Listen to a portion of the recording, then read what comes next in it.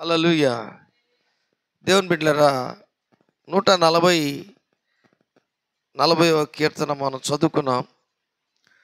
ప్రధాన గాయకునికి దావీదు కీర్తన. ఈ కీర్తన 1 వచనం, 1వ వచనం, 2వ వచనం చదవండి ఎవరైనా ఒకరు. యెహోవా దుష్టుల చేతి నుండి నన్ను విడిపింపుము, బలాత్కారము చేయి వారి చేతిలో పడకుండా నన్ను కాపాడుము. వారు తమ హృదయములలో అపాయకరమైన యోచనలు చేయుదురు. వారు నిత్యము యుద్ధము రేపు చూచురు. కాబట్టి దేవుని బిడ్డలారా, ఈ కీర్తన ఒక భయంకరమైనటువంటి పరిస్థితిలో దావీదు రచించినటువంటి కీర్తన. ఏంటి ఆ భయంకరమైన పరిస్థితి అంటే, దావీదు వలన సౌలు రాజు అహిమెలెకు అనే ఒక వ్యక్తి కుటుంబీకులందరినీ ఆయన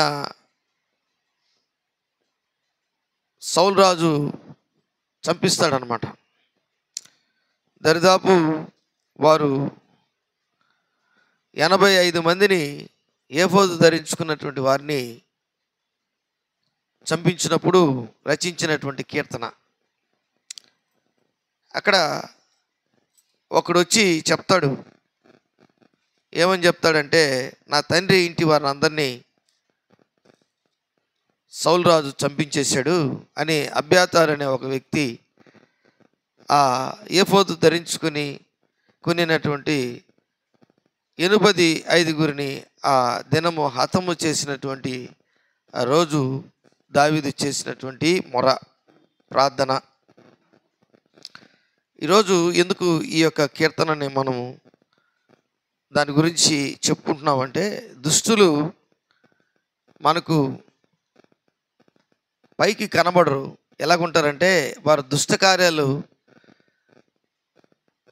మనకు తెలీదు. దుష్టుడు ఎప్పుడైనా సరే మనల్ని మోసం చేయడానికే ప్రయత్నిస్తూ ఉంటాడు. చూడండి, ఆదామవ్వల్ని మోసం చేసింది ఎవరు? పామా సైతానా? చెప్పమ్మా, చెప్పండి. పామా సైతానా? చెప్పండి అమ్మా. సాతానుడు ఎవరిలో దూరాడు? అది వాడికి పాములో దూరేదానికి అంత శక్తి ఉన్నప్పుడు మనిషిలో దూరేదానికి శక్తి కూడా ఉంది. అట్లాగే ఇప్పుడు దావీదును బట్టి ఎవరిలో దూరాడు? సౌలు రాజులో దూరాడు. సౌలు రాజు ఎవరు? సొంత బంధువు అవుతాడు, మామ అవుతాడు. అబిగేలు, మీకాలు ఎవరండి? మీకాలు తండ్రి, ఇశ్రాయేలీయులకి మొట్టమొదటి రాజు. ఈ రాజుకే సొంత అల్లుడిని చంపాలని కోరిక కలిగిందంటే, ఎందుకు కలుగుతుందంటే అది దుష్ట మనసు. ఎవరి మనసు? కూతురు భర్తనే చంపేదానికి పిల్లనిచ్చినటువంటి మామే కూతురు భర్తని చంపేదానికి ఇష్టపడతాడా? చెప్పండి అమ్మా. అంటే కూతురు జీవితం ఏమైపోవాలా? ఏమైపోవాలా? పాడైపోవాలనే. అంటే ఆ అమ్మాయినన్నా ఇంకొకరికి ఇచ్చి పెళ్లి చేసేదానికి ఇష్టపడతాడు కానీ మీకాల్ని. కానీ ఈ దావీదు జీవితంలో దావీదు ఉండకూడదు. దేవుని బిడ్డలారా, దావీదు గురించి 85 మందిని ఆ అహిమెలెకు అనే ఆ యాజకులైనటువంటి వారందరినీ చంపించడం చాలా బాధాకరమైనటువంటి విషయం. అది ఒక వ్యక్తిని చంపితే పోని అనుకోవచ్చు, నిన్ను బట్టి నన్ను బట్టి 85 మందిని చంపడం అంటే, దావీదు నువ్వు అనుకో, నిన్ను బట్టి 85 మందిని చంపడం అంటే ఎంత దుర్మార్గం అది. వారు ఏం చేశారంటే దావీదుకి రొట్టెలు ఇచ్చారు, గొలియాతు కత్తిని ఇచ్చారు అనుకోండి. అలాంటి పరిస్థితిలో ఈ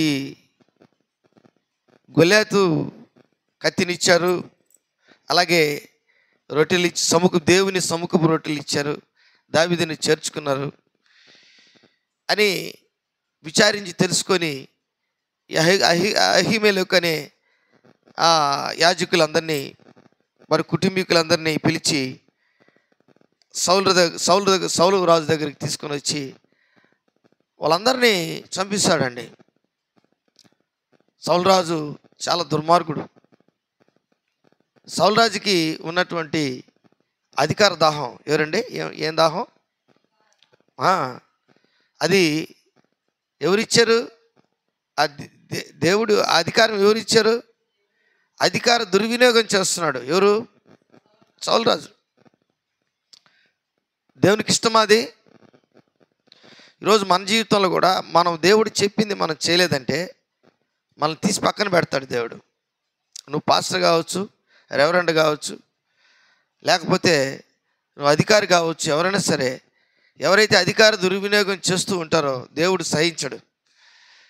ప్రజలకి పరిపాలన కరెక్ట్గా లేకపోతే మనుషులుగా తీసివేసేది దేవుడే. వారి అధికారాన్ని తీసివేసి పక్కన వారికి ఇస్తాడు. ఇది చాలా ముఖ్యమైనటువంటి విషయం. ఇది చరిత్ర. గొర్రెలు మేపుకునే దావీదు రాజు అయ్యాడంటే ఊరికనే గాల. దేవుడు ఎన్నుకున్నటువంటి వ్యక్తుల్లో అతడు ప్రప్రథముడుగా, మొట్టమొదటి వాడుగా దేవునికి దృష్టికి కనబడ్డాడు. అందుకే యెషయా ఇంటికి వెళ్ళి సమూయేలు కొమ్ములో తైలం పోసుకొని ఆ గొర్రెలు మేపుకునే వాడిని, కడసారి వాడైనటువంటి దావీదుని పిలిచి అభిషేకించాడు. నాటి నుండి దేవుని ఆత్మ దావీదు మీదకి బలముగా దిగివచ్చి దావీదుని వెంబడిస్తుంది. దేవుని ఆత్మ వెంబడిస్తున్నప్పుడు దేవునికి అనుకూలంగా జీవిస్తున్నాడు. కానీ సౌలు రాజు మాత్రం దుష్టాలోచన కలిగి దావీదును చంపాలనుకుంటున్నటువంటి పరిస్థితిలో పరిశుద్ధాత్మ దేవుడు దావీదుకి ఎంతో సహాయము చేస్తూ ఉన్నాడు. ఈరోజు నీ జీవితంలో కూడా ఎన్ని సమస్యలు వచ్చినా, ఎన్ని ఇబ్బందులు వచ్చినా, ఎన్ని పోరాటాలు వచ్చినా పరిశుద్ధాత్మ దేవుడు నీకు తోడుగా ఉంటే, ఆయన నీతో ఉంటే, యోహాను సువార్త 14వ అధ్యాయం 16, 17, 18 వచనాల్లో చదవండి ఎవరైనా. యోహాను సువార్త 14వ అధ్యాయం 16, 17, 18 వచనాల్లో చెప్పబడినట్లుగా ఆయన మీతో ఉండును, ఆయన మీలో ఉండును, మిమ్మల్ని అనాథలుగా విడవడు, ఆయన మిమ్మల్ని నడిపిస్తాడు, ఆయన మిమ్మల్ని విడవడు. దేవునికి స్తోత్రం, హల్లెలూయా. ఇలాంటివన్నీ కూడా మనకు ఆ యోహాను సువార్త 14వ అధ్యాయం 16వ వచనం 17వ వచనం చదివితే లోకము మిమ్మల్ని ఎరగదు. చదవండి, అయినా ఎవరైనా ఒకరు చదవండి. నేను తండ్రిని వేడుకొందును, మీ వద్ద ఎల్లప్పుడూ, ఒకరోజు కాదు, 2 రోజులు కాదు, నువ్వు బ్రతికి దినములన్నిట. ఎవరండి? ఒక దేవుని బిడ్డ బ్రతుకు దినములన్నిట ఆ పరిశుద్ధాత్మతో ఉండాలని దేవుని కోరిక. దేవుడు ఏమంటున్నాడు? మీ వద్ద ఎల్లప్పుడూ, ఒకరోజు కాదు, 2 రోజులు కాదు. మనం ఏం చేస్తాం? సాయంకాలం దాకా ఉంటాం ఆయనతోటి. సాయంకాలం అయిన తర్వాత ఆయన్ని పక్కన పెడతాం. అందుకే మన జీవితంలో ఒక్కొక్కసారి ఇబ్బందులు మనకు ఎదురవుతున్నాయి. దావీదు జీవితంలో ఇబ్బందులు ఎదురైనా నిత్యము దేవుని యొక్క సన్నిధానంలో అతను ప్రార్థన చేసుకుంటున్నటువంటి పరిస్థితిలో ఉన్నాడు. ఒక పక్క మీకాలు దావీదుకి సాయం చేసింది, ఒక పక్క సౌలు రాజు కుమార్తె చేస్తుంటే సౌలు రాజు కుమారుడు యోనాతాను కూడా చాలాసార్లు తన తండ్రి కుట్ర కలిగి ఆయన్ని చంపాలనుకున్నటువంటి పరిస్థితిలో ఎన్నోసార్లు యోనాతాను వచ్చి చెప్పాడు, నా తండ్రి ఆలోచనలు ఇలాగా ఉన్నాయి. దేవుని బిడ్డలారా, ఈరోజు నీ పక్కన ఉన్నటువంటి వారు కూడా, నీ బంధువులు కూడా, నీ ఇరుగు పొరుగు వారు కూడా ఒకవేళ నీ మీద కుట్రగలిగారేమో. ఎవరికి తెలుసు చెప్పండి? కాబట్టి అది నువ్వు తెలుసుకోలేవు. నువ్వు తెలుసుకోవాలంటే నువ్వేం చేయాలా? ప్రార్థన చేసే వ్యక్తిగా ఉండాలి. ఇది దావీదు జీవితంలో జరుగుతున్నటువంటి కార్యం. ప్రతి విషయం దేవునికి చెప్తున్నాడు. ఏమని చెప్తున్నాడు? యెహోవా దుష్టుల చేతిలో నుండి నన్ను విడిపింపుము, బలాత్కారము చేయి వారి చేతులను పడకుండా నన్ను కాపాడుము. వారు తమ హృదయములో అపాయకరమైన యోచనలు చేయుదురు, వారు నిత్యము యుద్ధము రేపచూచుదురు.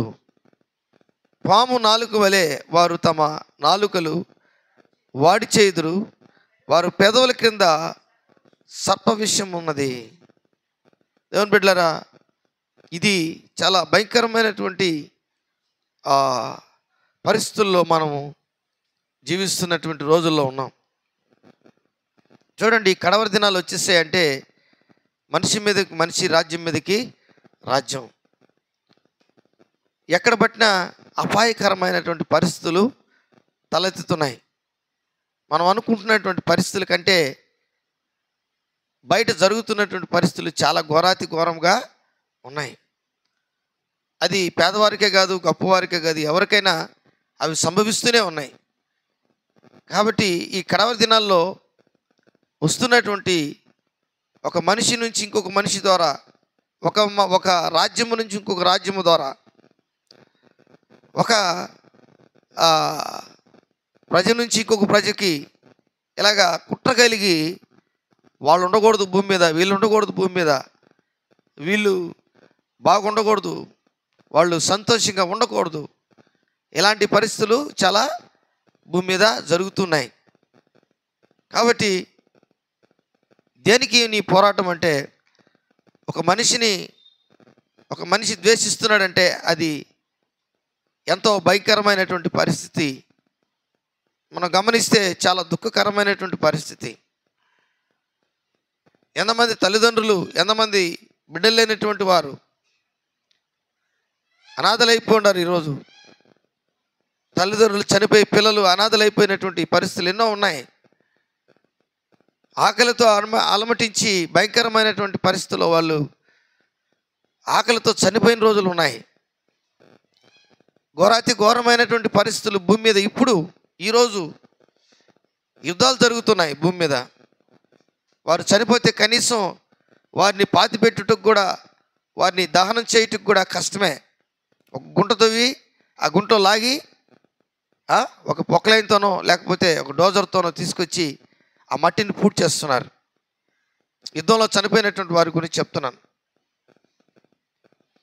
దేవుని బిడ్డలారా, ఎందుకు ఈ పరిస్థితులు సంభవిస్తున్నాయంటే అంత్య దినాలు వచ్చేసాయి. దుష్టుడు అనగా సైతాను ఏం చేస్తున్నాడంటే సంతోషకరమైనటువంటి ఆనవాళ్ళు లేకుండా భూమి మీద చేయుటకు ప్రయత్నిస్తున్నాడు.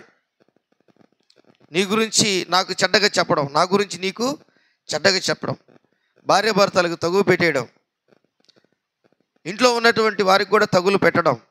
ఇది ఎవరి పని? వాడి పనే. కాబట్టి మనము చాలా జాగ్రత్తగా జీవించాలి.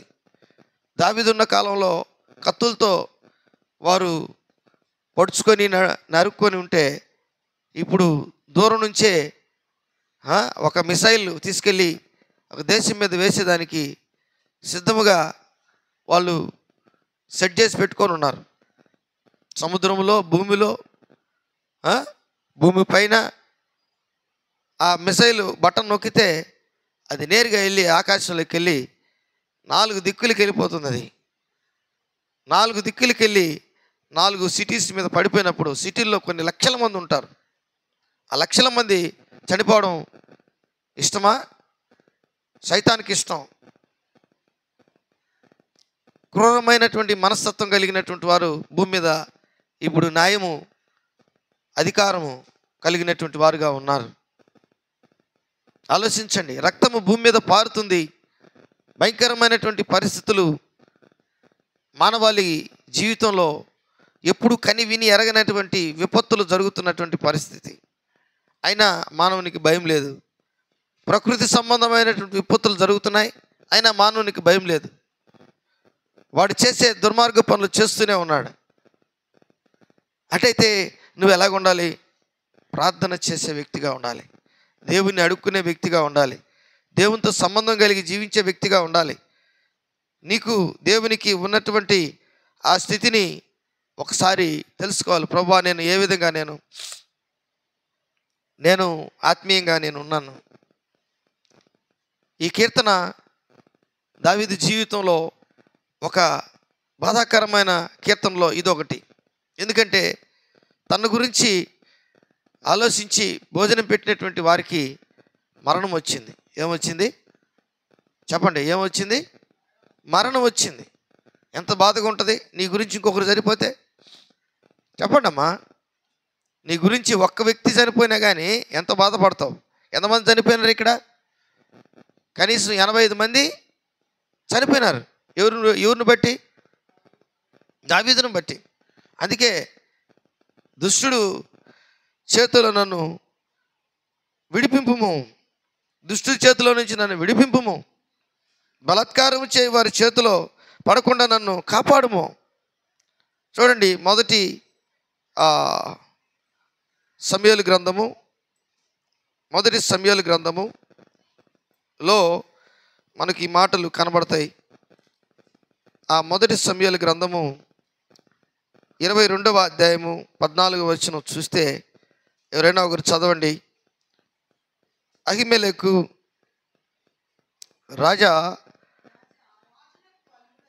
రాజునకు అల్లుడై నమ్మకస్తుడై ఆలోచనకర్తై నీ నగరులో ఘనత వహించిన దావీదు వంటి వాడు నీ సేవకుల్లో ఎవడైనా ఉన్నాడా? నీ సేవకులందరిలో ఎవడున్నాడు? అతని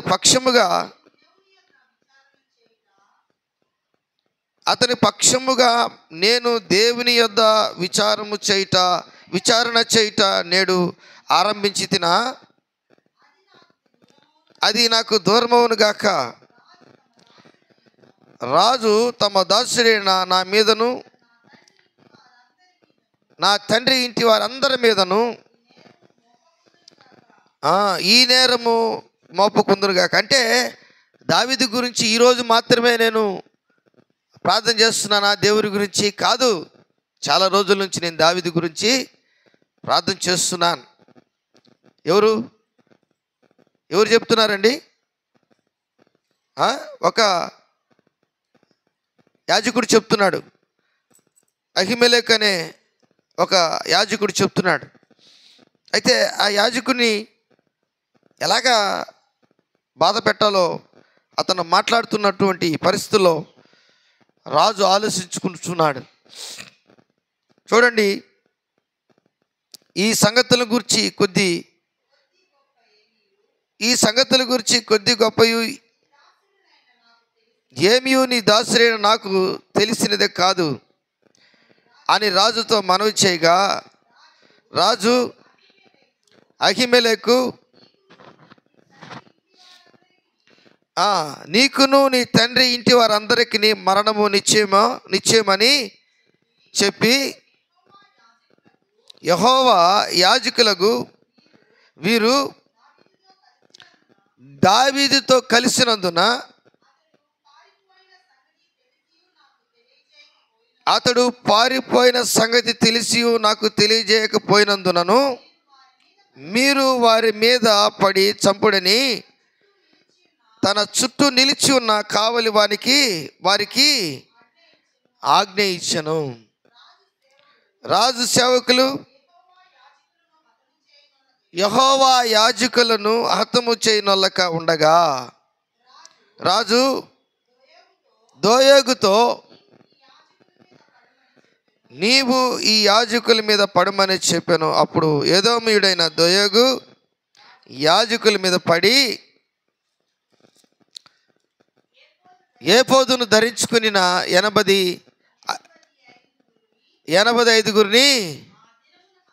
ఆ దినమున హతము చేసెను. చాలమ్మా, దేవునికి స్తోత్రం. అంటే ఒక వ్యక్తి దేవుని బిడ్డలను చంపుతాడా? చంపుతాడా? ఆలోచించండి. అతను చంపాలని దేవుని యొక్క సన్నిధికి వారు వెళ్ళి ప్రార్థన చేస్తున్నారని, వారితో దేవుడు ఉన్నాడని, దావీదుతో దేవుడు ఉన్నాడని గ్రహించలేక ఎవరు చంపుతున్నాడు? చెప్పండి అమ్మా, ఎవరిని చంపుతున్నాడు? దేవుని బిడ్డలే చంపుతున్నాడు. ఎవరు? అసలు సౌలు రాజుని ఎవరు నియమించారు? అది మర్చిపోయాడు. దుష్టాలోచన వచ్చినప్పుడు అన్నీ కూడా మనం మర్చిపోతాం. అదనమాట దాని అర్థం. నీకు దేవునికి ఉన్నటువంటి సంబంధం నువ్వు మర్చిపోతావు, నేను కూడా మర్చిపోతాను. ఎందుకంటే మనలో ఆ దుష్టాలోచన కలిగినప్పుడు దైవికమైన ఉద్దేశాలన్నీ కూడా వెళ్ళిపోతాయి. అందుకే చాలా జాగ్రత్తగా మనము ఉండాలి. సౌలు రాజు తన పక్కన ఉన్నటువంటి రాజు సంరక్షకులకి అందరికీ, రాజుతో ఉన్నటువంటి వారందరికీ చెప్పినప్పుడు వారందరూ కూడా ఆ యాజకులైనటువంటి ఆ అహిమెలెకు బిడ్డలని, అహిమెలెకుని చంపకుండా అలాగే చూస్తున్నారు. ఏమి? రాజు చెప్తే చంపాలి కదా. చెప్పండి, రాజు చెప్తే చంపాలి కదా. వారు దేశం కోసం ప్రార్థన చేసేవారు, దేశం కోసం ప్రార్థన చేసేవారు. దేశంలో ఉన్నటువంటి ప్రజలందరి కొరకు విజ్ఞాపన చేసి వారు ఏఫోదును ధరించుకొని యాజక ధర్మము చేసేవారు. ఇలాంటి వారిని చంపొచ్చా? చెప్పండి. రాజు అంటున్నాడు, యెహోవా యాజకులు వీరు దావీదుతో కలిసినందున, దావీదుతో కలిసినందునను అతడు పారిపోయిన సంగతి తెలుసు నాకు తెలియజేయకపోయినందును మీరు వారి మీద పడి చంపుడని తమ చుట్టూ నిలిచున్న కావలి వారికి ఆజ్ఞ ఇచ్చెను. రాజు సేవకులు యెహోవా యాజకులను హతము చేయనొల్లక ఉండగా, అంటే దేవుని బిడ్డలను చంపకుండా ఉన్నారు.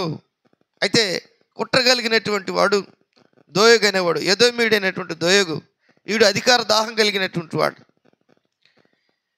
సౌలు రాజుకి అనుచరుడిగా ఉండి దావీదు రాజు ఎక్కడ దావీదు రాజు అయిపోతాడో, ఎక్కడ ఒక గొప్ప పేరు ప్రఖ్యాతలు వస్తాయని చెప్పి దావీదుని చంపాలని దావీదుతో ఉన్నటువంటి వారిని, దావీదును అందరినీ చంపాలని దావీదుకి వ్యతిరేకంగా సౌలు రాజుకి సపోర్ట్ చేసినటువంటి వ్యక్తి ఎదోమీయుడైనటువంటి దోయగు. వీడు కుట్రగలిగినటువంటి వాడు, వీడికి తనమనం లేదు. అక్కడ 85 మందిని చంపించినప్పుడు సౌలు రాజుకి సంతోషం కలిగి ఉండొచ్చు, కానీ దేవుడికి దుఃఖం కలిగింది. ఎందుకంటే దావీదు అంటున్నాడు, ఇక్కడ ఒక మాట అంటాడు, అక్కడ అబ్యాతారు అనేవాడు 20 వచనంలో చూడండి ఒక మాట, అయితే అహిటూబు కుమారుడైన అహిమెలెకు కుమారుల్లో అబ్యాతారును ఒకడు తప్పించుకొని పారిపోయి దావీదు నొద్దకు వచ్చి, సౌలు యెహోవా యాజకులను చంపించిన సంగతి దావీదునకు తెలియజేయగా, దావీదు ఆ దినమున ఎదోమీయుడైన దోయగు అక్కడ నున్నందున వాడు సౌలునకు నిశ్చయముగా సంగతి తెలుపునని నేను అనుకుంటుని, నీ తండ్రి ఇంటి వారందరికీ మరణం రప్పించుటకు, చూసారా, మీ తండ్రి ఇంటి వారందరికీ మరణము రప్పించుటకు నేను కారకుడనైతిని కదా. దావీదు అంటాడు ఒక మాట, నేనే కదయ్యా, నా వల్లనే కదా మీరందరూ నీ కుటుంబీకులందరూ, నీ తండ్రి కుటుంబీకులందరూ చనిపోవడానికి కారణం ఎవరు? నేనే. ఒప్పుకున్నాడు. ఈరోజు దేవుని బిడ్డలారా, ఇలాంటి మంచి వ్యక్తి అంటాడు, ఇంకొక మాట అంటాడు, నీవు భయపడక నా యొద్ద ఉండుము, నా యొద్ద నీవు భద్రముగా ఉండువు, నా ప్రాణము తీచూచువాడును నీ ప్రాణమును తీచూచువాడును ఒక్కడే అని అబ్యాతారుతో చెప్పెను. ప్రియమైనటువంటి దేవుని బిడ్డలారా, ఈరోజు మనం ఎందుకు ఈ విషయాలని గుర్తు చేసుకొని ఎక్కువ ఆలోచించాలి అంటే, కడవరి దినాలు వచ్చాయి. 10 రూపాయల కోసం కూడా మనిషిని చంపే రోజులు వచ్చేస్తున్నాయి. అర్థమవుతుందా? ఇప్పుడు మన ఎర్రమ్మ ఆస్తి ఉంది, ఒక ఒక ఒక 5 కోట్లు ఉంది ఎర్రమ్మకి. ఏమనుకుంటుంటారు వాళ్ళు బంధువులు? ఎర్రమ్మ నాకు 1 కోటి అన్నా ఇస్తే బాగుండు అనుకుంటారు. ఈ లేదంటే ఎర్రమ్మ మీద కక్ష కడతారు. అవునా కదా? చెప్పండి. రత్నమ్మ ఉంది, రత్న ఏంటి, ఒక 10 కోట్లు ఉంది రత్నమ్మ దగ్గర. బిడ్డలు వచ్చి 2 కుమారులు 2 కుమార్తెలు వచ్చి ఏం అడుగుతుంటారు? తలా ఒక 2 కోట్లు ఇవ్వకపోతే, చెప్పండి, ఇవ్వకపోతే ఏంటి? నీ మీద ఈర్ష్య, పగ, ద్వేషం, కుట్ర కలిగి ఉంటారు. ఈరోజు చాలామంది జీవితాల్లో తల్లిదండ్రులు ఉండి కూడా వారిని మనసులో వారు చనిపోతే బాగుండు, వాళ్ళు తదనంతరం నాకు ఆస్తి అంతస్తులు వస్తాయనుకునే రోజులు. అర్థమవుతుందా? తల్లిదండ్రులను బాగా చూసే రోజులు కాదు. తీసుకెళ్ళి ఎక్కడ పెడుతున్నారంటే, ఎక్కడ పెడుతున్నారమ్మా? వృద్ధాశ్రమంలో పెడుతున్నారు. ఎందుకని? భార్య మాటలినో లేకపోతే భర్త మాటలినో, 2 పక్కలు ఉండదు. భర్త మాటలు వినేవాళ్ళు కొంతమంది ఉంటారు, భార్య మాటలు వినేవాళ్ళు కొంతమంది ఉంటారు. ఒకటే కూతురు ఉంది, ఆ కూతురికి బాగా ఆస్తుంది, ఒక మంచి భర్త వచ్చాడు. ఇప్పుడు తల్లిదండ్రులు అడ్డంగా ఉండరు, వాళ్ళు తీసుకుపోయి ఎక్కడ చేర్చాలా? ఆ కూతురు వృద్ధాశ్రమంలో నెలకి ఒక 5,000 10,000 మనిషికి ఇచ్చేస్తే వృద్ధాశ్రమంలో పెడుతున్నారు. దేవుని బిడ్డలారా, ఆశీర్వాదం ఎలాగొస్తుంది? ఇస్సాకు అవసాన దశలో వృద్ధాప్యములో 2 దీవించాలని అనుకున్నాడు, లేక ఒకరిని దీవించాలనుకున్నాడు. ఎవరైనా? ఏశావుని దీవించాలనుకున్నాడు. ఆ దీవెనలు వృద్ధాప్యమందు కళ్ళు కనబడవండి. అప్పుడు దాకా నీ తల్లిదండ్రులు ప్రేమిస్తున్నావా? చెప్పండి. తల్లిదండ్రులు ప్రేమించేవాళ్ళు ఇప్పుడు చాలా తక్కువ. కాబట్టి 10 ఆజ్ఞల్లో ఉందా? నీ తల్లిదండ్రుల్ని ఏం చేయాలంట? సన్మానించాలంట. ఏమొస్తుందంట? అప్పుడు మనకేమొస్తుందంట? దీర్ఘాయుషు వస్తుందంట. ఎందుకు మధ్యలో చచ్చిపోతున్నారు కొంతమంది? డబ్బు ఉంది, ఆస్తి అంతస్తులు ఉన్నాయి, కార్లు బంగళాలు అన్నీ ఉన్నాయి, మధ్యలో హఠాత్తుగా డమ్మని చచ్చిపోతున్నారు. కారణం ఇలాంటియే. నీ తండ్రిని తల్లిని నువ్వు సన్మానించాలి, ప్రేమించాలి, వారి మాటలు వినాలి. మనసులో అనుకోకూడదు, మనసులో కూడా తలంచకూడదు, ఒరే వీళ్ళు చనిపోతే వీళ్ళు తదనంతరం నాకు వీళ్ళ ఆస్తి వస్తుంది. వీళ్ళ ఆస్తి కాదు మనకు కావాల్సింది, దీర్ఘాయుషు కావాలి. ఏం కావాలి? మనకు దీర్ఘాయుషు కావాలి. దీర్ఘాయుషు వలన మనకేం కలుగుతుందంటే, నువ్వు చాలా సంపాదించుకోగలవు. దేవునికి స్తోత్రం. దేవుని దీవెనలు చాలా వస్తాయి. దేవుడు పక్షపాతి కాదండి. మన జీవితంలో అద్భుతాలు, ఆశ్చర్యకార్యాలు చేయడానికి ఆయన సమర్థుడు. దేవునికి స్తోత్రం. హల్లెలూయా. నువ్వు ఓడిపోయినావని చెప్పి అనుకోకూడదు, డబ్బు పోయిందని అనుకోకూడదు, కష్టం వచ్చిందని అనుకోకూడదు, నష్టం వచ్చిందని అనుకోకూడదు. నీకు కొద్ది రోజుల్లోనే చాలా మార్పులు వస్తాయి. చాలా మార్పులు వస్తుంటాయి. చూడండి, మీరు ఆకాశాన్ని చూడండి, అప్పుడప్పుడు మేఘాలు ఏమి లేనటువంటి పరిస్థితుల్లో కొద్ది రోజులు మేఘాలు అసలు కనబడవు. కొద్ది రోజుల తర్వాత నీకు ఆ మేఘాలు ఎలాగొస్తాయి? చెప్పండి. క్లౌడ్స్ ఎలాగొస్తాయండి? భయం వేస్తుంది నీకు ఆ క్లౌడ్స్ని చూస్తే. అన్ని మేఘాలు వస్తాయి, ఇంట్లోకి వెళ్ళిపోవాలనిపిస్తుంది, భయం వేస్తుంది. చీకటిలాగా కారు మబ్బులు వస్తాయి. ఎందుకంటే అలాంటిగా ఉంటుంది జీవితం. దేవుడు నిన్ను విడిచిపెట్టడు, నిన్ను వదలడు. నీ కష్టాల్లో కూడా ఆయన నీకు తోడుగా ఉంటాడు. దేవుని బిడ్డలారా, ఇది చాలా ముఖ్యమైనటువంటి విషయం. దావీదు కష్టాలు వచ్చినప్పుడు చూడండి, 22 అధ్యాయము, మొదటి సమూయేలు గ్రంథం 22 అధ్యాయము 1వ వచనం 2వ వచనం అక్కడ చదివితే దావీదు తండ్రి ఇంటి వారు కూడా అక్కడికి దావీదు దగ్గరికి వెళ్ళారు. చదవండి ఎవరైనా. దావీదు అక్కడ నుండి బయలుదేరి అదుల్లాము గృహలోకి తప్పించుకొని పోగా అతని సహోదరులను అతని తండ్రి ఇంటి వారందరూ ఆ సంగతి విని అతని యొద్దకు వచ్చిరి. మరియు ఇబ్బంది గల వారందరూ, అప్పులు చేసిన వారందరూ, అసమాధానము నుండి వారందరూ అతని యొద్ద కూడుకొనగా అతడు వారికి అధిపతి ఆయను. అతని యొద్దకు ఎక్కువ తక్కువ 400 మంది వచ్చి ఉండిరి. చప్పట్లు కొట్టి దేవుని మహిమపరుస్తాం. హల్లెలూయా, హల్లెలూయా. అతని సహోదరులను అతని తండ్రి ఇంటి వారందరూ ఆ సంగతి విని అతని యొద్దకు వచ్చిరి. దేనికి వచ్చారు అమ్మా? ఒకసారి మన కష్టాల్లో ఎవరు రారు, మన కష్టాల్లో ఎవరు రారు, ఇబ్బందుల్లో ఎవరు రారు. కానీ దావీదు జీవితంలో తన అన్నలు వచ్చారండి, తన బంధువులు వచ్చారు, తన ఇంటి వారు వచ్చారు. ఎందుకు నీకు ఇంత కష్టం, ఎందుకు ఇన్ని బాధలు, నువ్వు రాజుతో వ్యాజ్యం ఆడుతున్నావు, లేకపోతే రాజుతో నువ్వు తిరుక్కొని మాట్లాడినట్టు రాజుకి కోపం వచ్చింది, నీ మీద పగగట్టున్నాడు అని, ఎప్పుడు చనిపోతాడో తెలీదు దావీదు అనే మాటకి వారు దావీదుని పరామర్శించేదానికి వచ్చారు. దాని తర్వాత చూడండి, అప్పులోళ్ళు, అసమాధానము కలిగినటువంటి వారు, తర్వాత ఇంకా ఎలాంటి వాళ్ళు వచ్చినారు చూడండి, ఇబ్బంది కలిగినటువంటి వారు, అప్పుల వారు, అసమాధానముగా నుండి వారు అందరూ అతని యొద్దకు కూడా 400 మంది వచ్చినారు ఇంచుమించు. దేవుని బిడ్డలారా, ఇలాంటి వారికి భోజనం పెట్టాలి ఆయన, ఇలాంటి వారికి ఆహారము పెట్టాలి, ఇలాంటి వారికి న్యాయం తీర్చాలి. వాళ్ళ దేశాన్ని వదిలేసి దావీదు నమ్ముకొని వచ్చారు.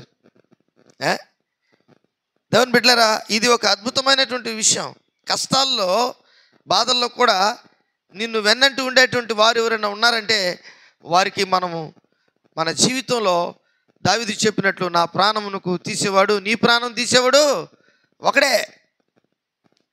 ఈరోజు చాలామంది జీవితాల్లో దేవునికి ఇష్టం లేనటువంటి పనులు మనం చేస్తున్నందువలన మనకు ఒక్కొక్కసారి కష్టాలు వచ్చినప్పుడు మనం ఎవరి దగ్గరికి పోయి మనం ఆశ్రయించినా వారు మనల్ని దగ్గరికి చేర్చుకోరు.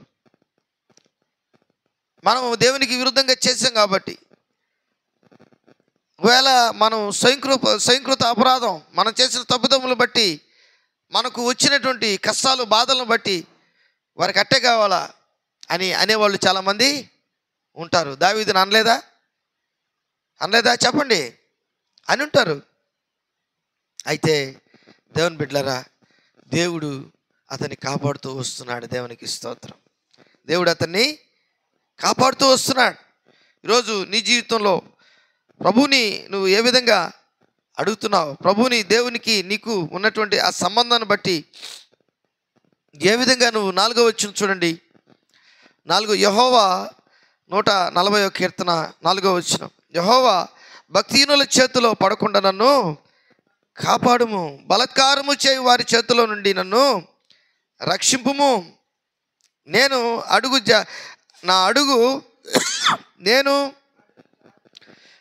జారి పడునట్లు చేయుటకు వారు ఉద్దేశించుచున్నారు.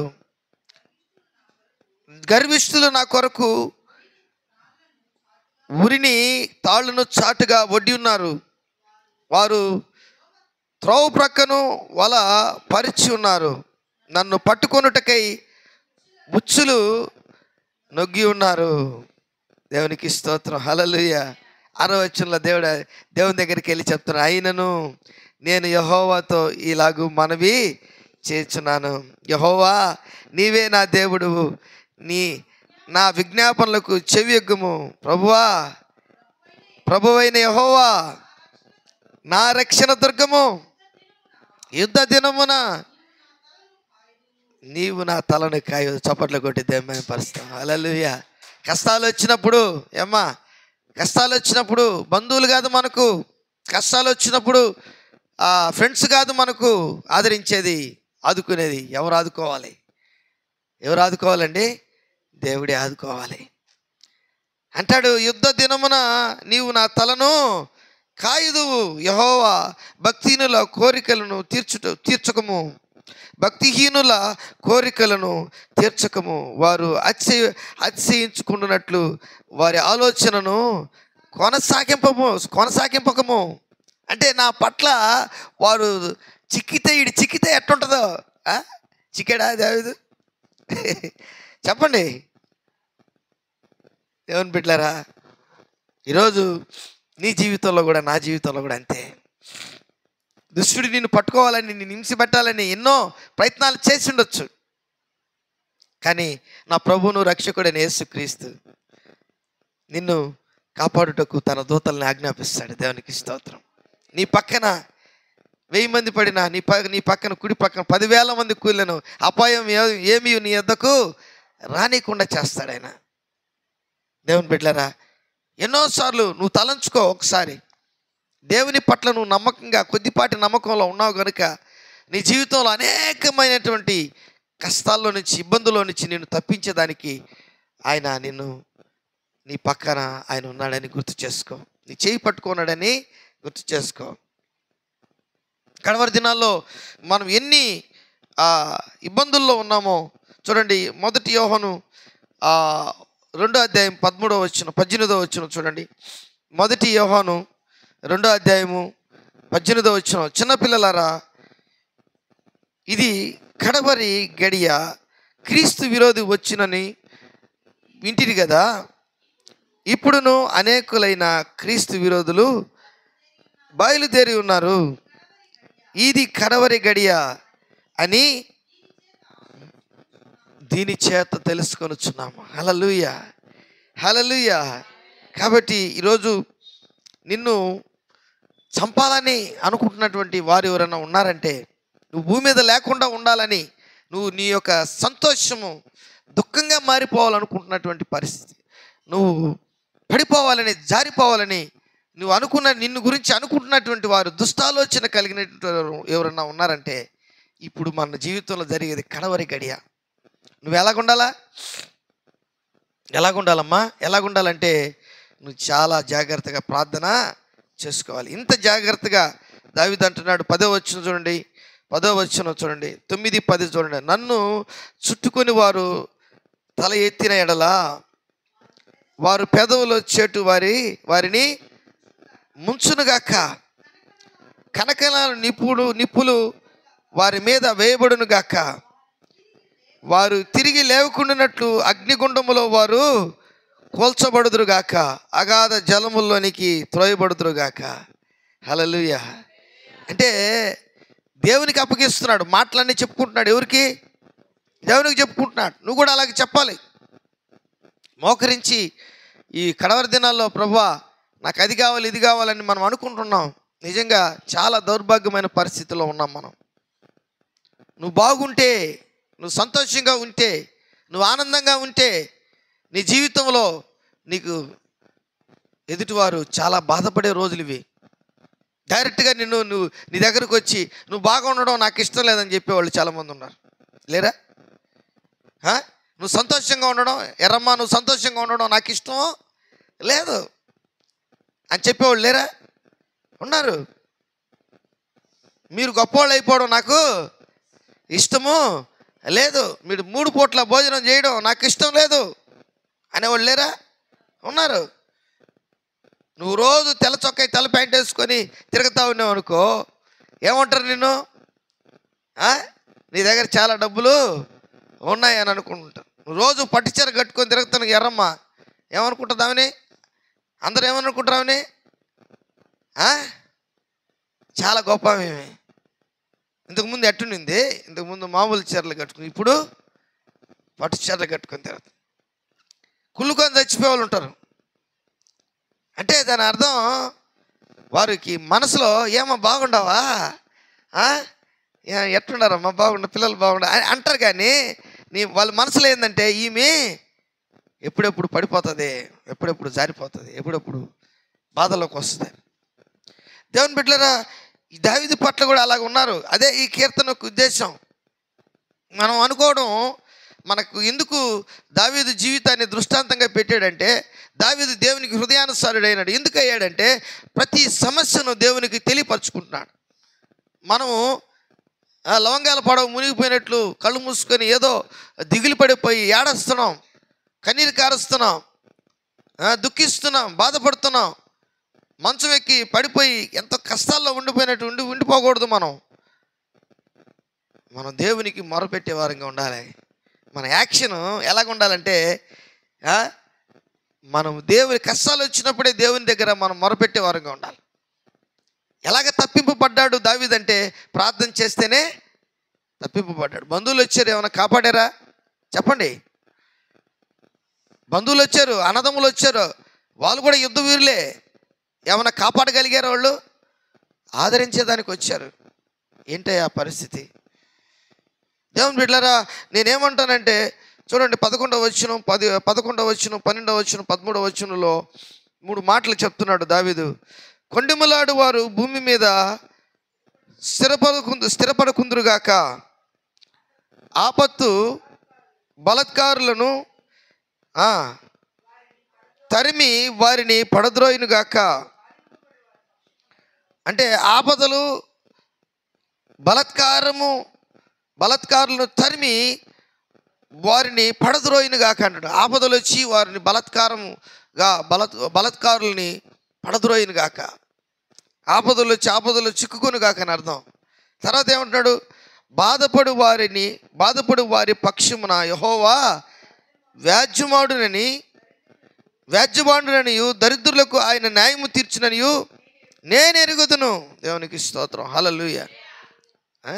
దావీదుకి అన్నం లేక రొట్టెలు తినేదానికి, సముఖపు రొట్టెలు తినేదానికి వెళ్తే, భోజనం లేకపోతే అక్కడికి వచ్చి ఆ అహిమెలెకు బిడ్డలను, ఆ యాజకులందరినీ 85 మందిని చంపించాడంటే, అన్నం పెడితే ఏమ్మా చూడండి ఎంత ఘోరాతి ఘోరమైనటువంటి పనులు చేశాడు సౌలు రాజుకి దేవుడు వ్యతిరేకంగా మారిపోయినాడు. దేవుడు అతన్ని తీసివేశాడు, పరాయి రాజులకు అప్పగిచ్చాడు, అతని కత్తి మీద అతను పడేటట్లుగా చేశాడు. ఎందుకంటే అతను యుద్ధమునకు వెళ్ళినప్పుడు అక్కడ ఆ అమాలేకులు కానీ ఇంకొకరు కానీ చంపేదానికి వస్తుంటే ఆ కత్తులు మోసేవాడిని బతిలాడాడు. ఏమని? చంపేరన్నానని. అర్థమవుతుందా? అలాంటి పరిస్థితి ఎందుకు వచ్చింది? నువ్వు ఒక వ్యక్తిని ప్రేమించలేకపోయావు. ఈరోజు దేవుని బిడ్డలారా, మన కుటుంబీకులే కాదు, మన బంధువులే కాదు, నీ భార్యనే కాదు, నీ భర్తనే కాదు, నీ సంఘస్థులే కాదు, నువ్వేం చేయాలంటే ఓర్చుకోవాలి, ప్రేమించాలి. నీ జీవితంలో దేవునికి వారి గురించి చెప్పాలి. వాళ్ళ తప్పులు నీ పక్కన నీ విషయంలో వారు తప్పులు చేస్తుంటే, నా విషయంలో తప్పులు చేస్తుంటే, నీ విషయంలో తప్పులు చేస్తుంటే మనం ఏం చేయాలా? దేవునికి చెప్పేయాలా. ఎవరి విషయం చెప్పాలా? ఎవరికి విషయం చెప్పాలా? సంఘస్థులు కానీ, బంధువులు కానీ, రక్త సంబంధికులు ఎవరైనా సరే వాళ్ళ విషయం ఎవరికి చెప్పాలా? అలాగే చెప్పాడు దావీదు. మరి చెప్పడం అంటే ఇదే. ఈరోజంతా ఈ వాక్యం చదువుకున్నటువంటి విధానమే. నువ్వు చెప్పట్లే, నువ్వు బంధువులకు చెప్పుకుంటున్నావు, వాళ్ళు ఇటు చేశారు, వీళ్ళు ఇటు చేశారని. కానీ ఇక్కడ దేవునికి దావీదు చెప్తున్నాడు, దుష్టులు నా మీదకి లేచినటువంటి వారు, నన్ను హింసించేవారు, నన్ను చంపాలనుకుంటున్నటువంటి వారు ఇలాగ ఉన్నారు ప్రభా, వారికి ఇలాగ ప్రతిదండను నువ్వు చెయ్యి. ఇదిగో నన్ను ఎక్కడికి పోయినా నన్ను తరుముతున్నారు, నా వల్ల ఇంకొకరిని 85 మందిని చంపేశారు ప్రభా. ఎంత దుఃఖంగా ఉంటుంది, ఎంత దుఃఖంగా ఉంటుంది. ఆలోచించండి. 13వ వచనం, నిశ్చయముగా నీతిమంతులు నీ నామమునకు కృతజ్ఞతాస్తులు చెల్లించుదురు, యథార్థవంతులు నీ సన్నిధిని నివసించెదరు. నిశ్చయముగా అంటే ఖచ్చితంగా, ఇంకా తిరుగులేదన్నమాట ఆ మాటకి. దుష్టులు నాశనం అయిపోతారు, దుష్టునికి సంబంధించినటువంటి వారు నాశనం అయిపోతారు, కానీ యథార్థవంతులు నీ సన్నిధిని నివసిస్తారు. దేవునికి స్తోత్రం, హల్లెలూయా. దానికి కృతజ్ఞత చెప్తున్నాడు. నీ నామమునకు కృతజ్ఞతాస్తులు చెల్లించుచున్నాను, యథార్థవంతులు నీ సన్నిధిని నివసించెదరు. ప్రియమైనటువంటి దేవుని బిడ్డలారా, అందరూ లేచి నిలబడదాం. దేవుడి వాక్యాన్ని దీవించి ఆస్వాదించునుగాక. ఈరోజు చాలామంది జీవితాల్లో దావీదులాగా ప్రార్థన చేయలేక ఓడిపోయినటువంటి వారుగా ఉన్నారు. అయితే దేవుడు ఈ దినమందు, ఆదివారం దినమందు నీ జీవితంలో అద్భుతాలు, ఆశ్చర్యకార్యాలు చేయుటకు ఆయన సిద్ధముగా ఉన్నాడు. ప్రార్థన చేసుకుందాం. దేవుడి వాక్యాన్ని దీవించి ఆశీర్వదించునుగాక.